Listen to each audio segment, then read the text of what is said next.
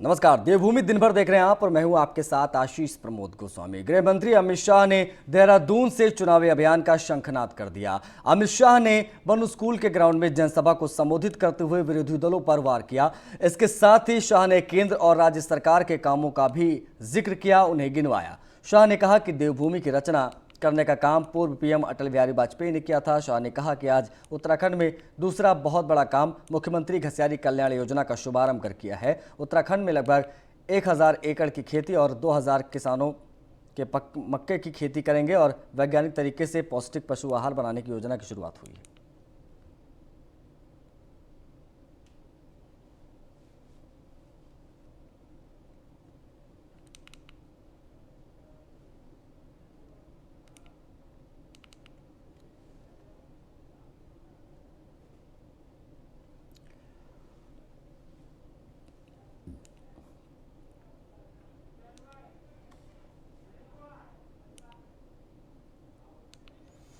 आपको सीधा हरिद्वार लिए चलते हैं। केंद्रीय गृह मंत्री अमित शाह पूजा अर्चना कर रहे हैं, आपको सीधा दिखाते हैं।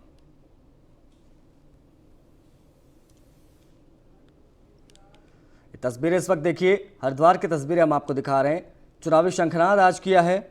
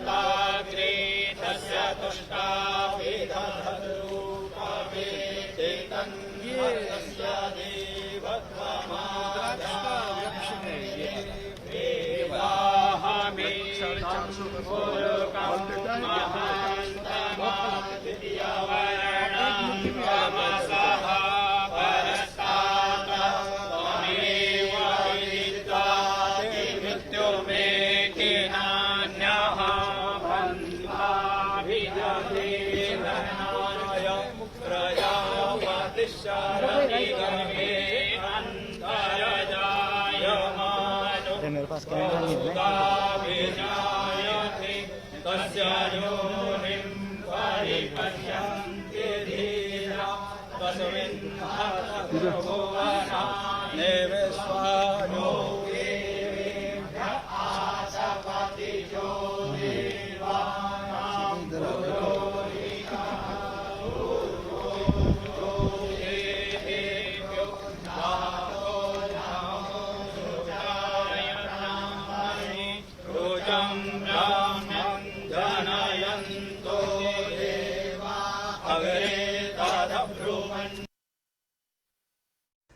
तो तस्वीरें हम आपको दिखा रहे थे। देखिए, हरिद्वार में शाह ने पूजा अर्चना की, तमाम साधु संत उनके साथ मौजूद रहे, भगवान शिव का जलाभिषेक किया और उसके बाद मंत्रोच्चारण के साथ वो हरिहर आश्रम में चहलकदमी करते नजर आए। तो उत्तराखंड के दौरे पर पहुंचे अमित शाह ने शांति कुंज के स्वर्ण जयंती व्याख्यान माला कार्यक्रम में वो शामिल हुए, जहां मंत्री अमित शाह ने कहा कि पहली बार देश के अंदर ऐसी नई शिक्षा नीति लगाई गई है जिसमें मातृभूमि की मिट्टी की सुगंध आ रही है। इसलिए देव संस्कृति विश्वविद्यालय में पढ़ रहे बच्चे एक बार फिर अवश्य रूप से नई शिक्षा नीति का अध्ययन जरूर करें। साथ ही कहा कि देश संस्कृत विद्यालय में पढ़ रहे बच्चे करोड़ों लोगों में बहुत भाग्यवान हैं जो उन्हें यहाँ पर पढ़ने का अवसर मिल रहा है। इसीलिए वो पढ़ लिख कर भारत को पुनः विश्वगुरु बनाने में अपनी एक अहम भूमिका निभाएंगे। शांतिकुंज के हम बदलेंगे युवा बदलेंगे नारे के साथ संकल्प लेकर जाएं और राष्ट्र निर्माण में अपना योगदान दें।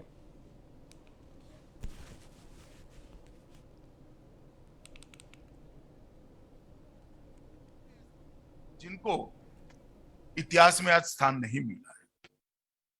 कई अनजान लोग जिन्होंने आजादी के लिए बलिदान दिया, वो आज देश भर में बिखरे पड़े। ये वर्ष है उन सबको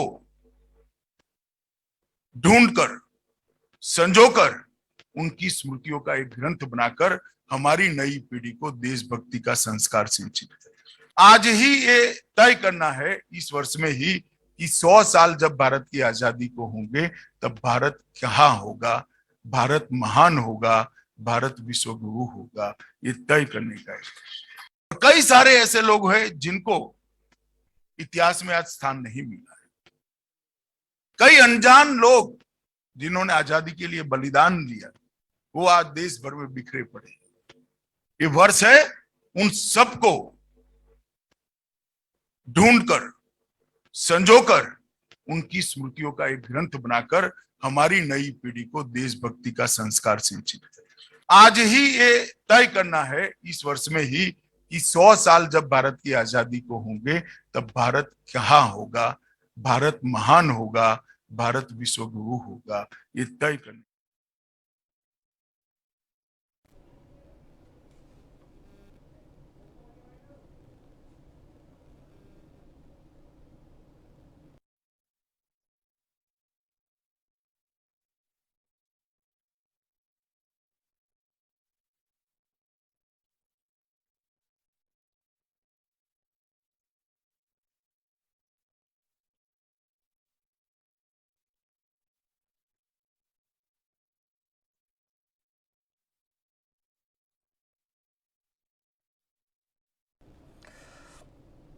भारत को विश्व गुरु बनाना है, ये बात कही अमित शाह ने। लेकिन इस दौरान वहां पर मौजूद उत्तराखंड के मुख्यमंत्री पुष्कर सिंह धामी ने क्या कहा, वो भी आपको सुनाते हैं।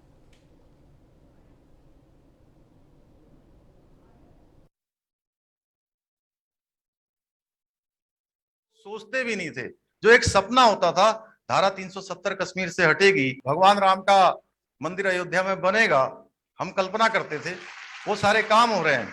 आज आतंकवादी आंख तो छोड़िए, सर तो छोड़िए, आंख उठाने तक की हिम्मत नहीं कर रहे हैं। जैसा कि हम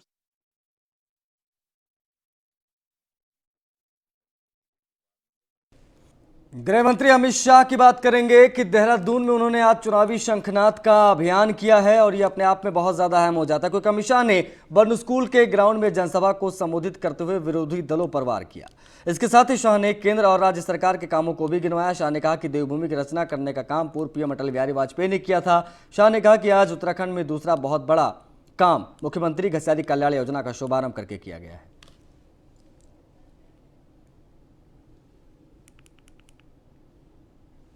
सबसे पहले आज PACS primary agriculture society Uttarakhand में जितनी भी ग्रामीण सोसाइटियां हैं, इस सब का कंप्यूटराइजेशन करने का काम आज उत्तराखंड ने समाप्त कर दिया है।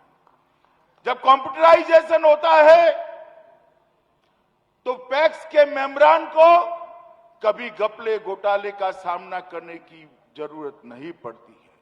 जब कंप्यूटराइजेशन हो जाता है, तब जिला बैंकों के साथ सीधा जुड़ाव होता है।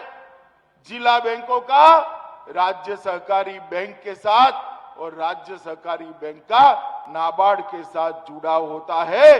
किसानों की जितनी भी योजनाएं हैं, वो पैक्स के माध्यम से सीधे किसान तक पहुंचाने की व्यवस्था हो जाती है।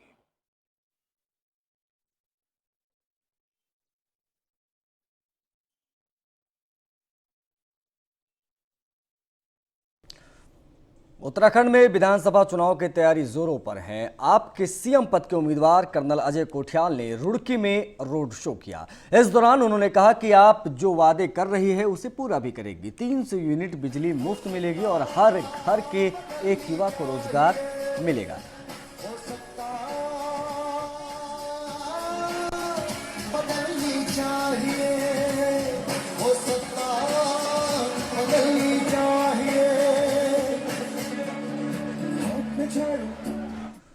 तो उत्तराखंड में अमित शाह के दौरे के बाद पूर्व सीएम हरीश रावत ने कहा कि अमित शाह ने कांग्रेस पर जितने आरोप लगाए हैं सब निराधार हैं। और क्या कुछ कहा उन्होंने, आपको दिखाते हैं। उत्तराखंड में चुनावी घमासान शुरू हो गया है। अमित शाह ने 5 साल बाद डेनिस का मुद्दा एक बार फिर उखाड़ दिया, तो हरीश रावत भी लगातार पलटवार करते नजर आ रहे हैं। हरीश रावत जी, सर 5 साल बाद अमित शाह जो है जब चुनावी आगाज कर रहे हैं तो डेनिस के मुद्दे के साथ, क्या लगता है 2022 में डेनिस का ही मुद्दा चलेगा क्या? क्योंकि भाजपा उसको बिकवा रही है। आज भी गवर्नमेंटल स्टोरों से और छोड़ो आर्मी की कैंटीनों से भी डेनिस बिक रही है। तो कांग्रेस के समय में बिक रही डेनिस जहर थी और आज जो बिक रही है वो अमृत है। तो ज़रा सा अमित शाह जी उस अमृत का स्वाद भी लोगों को बताते थे। 30 मिनट के भाषण में उन्होंने कई बार आपका नाम लिया। कांग्रेस उनके लगातार निशाने में रही। कहा 98,000 करोड़ 5 सालों में केंद्र से आया है। कांग्रेस बताए 10 सालों में क्या दिया? देखिए, मेरी और उनकी कोई तुलना नहीं है। वो देश के सम्मानित गृह मंत्री हैं, मैं उनका बड़ा सम्मान करता हूँ। मगर उन्होंने मुझे नाम लिया और बहुत सारे सवाल उछाले, उसके लिए मैं उनको धन्यवाद देना चाहता हूँ।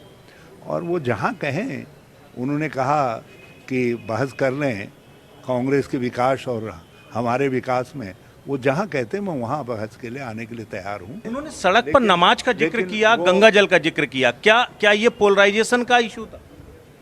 लेकिन इसमें वो बहुत बुरी तरीके से, तथ्यात्मक तरीके से फेल हुए हैं।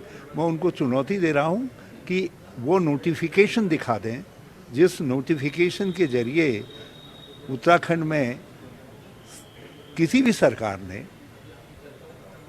सरकार ने, मैं तो उनकी सरकारों को भी समझ कर रहा हूँ कि शुक्रवार के दिन जुम्मे की नमाज पढ़ने के लिए छुट्टी की अधिसूचना जारी की हो, क्योंकि बिना नोटिफिकेशन के, बिना अधिसूचना के इस तरीके की छुट्टियां जारी नहीं हो सकती। कांग्रेस ने भले ही अपना प्रत्याशी घोषित ना किया हो, लेकिन अमित शाह ने जरूर घोषित कर दिया कि चुनाव हरीश रावत बनाम बीजेपी होने जा रहा है। तैयार हैं?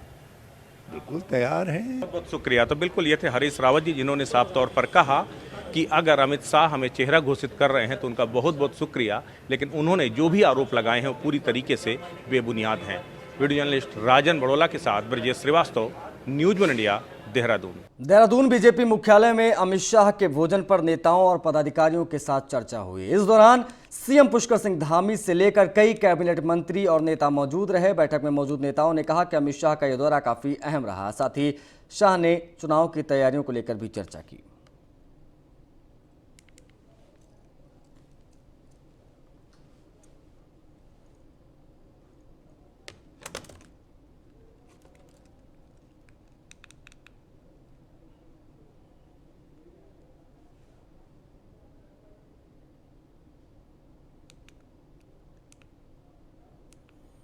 विधानसभा चुनाव नजदीक आते ही उत्तराखंड की राजनीति का सियासी पारा चढ़ता जा रहा है और तोड़ मरोड़ की राजनीति भी देखने को मिल रही। कई राजनेता कभी इस नाव पर सवार होते दिख रहे हैं तो कभी उस नाव पर। वह कई नेता दल बदल की राजनीति से बाज नहीं आ रहे हैं।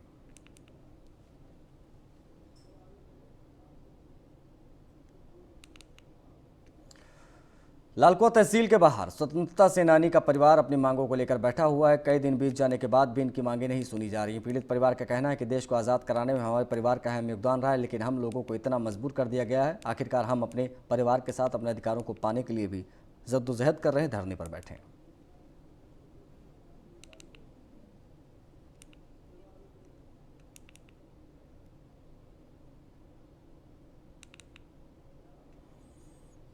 मसूरी में जन औषधि केंद्र लाल बहादुर शास्त्री राष्ट्रीय प्रशासनिक अकादमी में राष्ट्रीय एकता दिवस मनाया गया। वहीं फार्मासिस्ट डॉक्टर नेहा पडियार और सहायक वंदना नौटियाल ने इसका आयोजन किया, जिसमें बतौर मुख्य अतिथि पूर्व आईजी मनोरंजन त्रिपाठी शामिल हुए, जहां पर उन्होंने जन औषधि के बारे में बताया। उन्होंने कहा कि सरकार का ये आम जनता के लिए एक प्रकार से तोहफा है। यहाँ पर महंगी से महंगी दवा बहुत ही सस्ते दामों में मिलती है।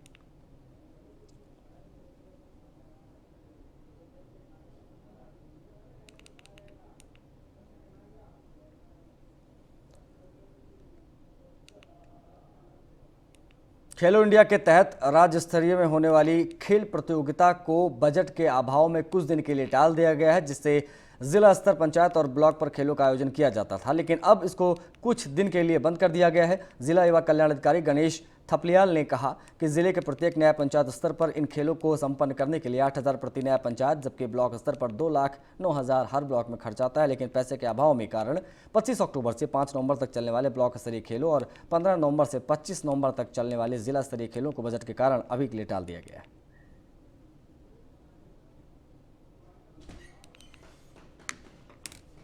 बुलेटिन में फिलहाल इतना ही। नमस्कार।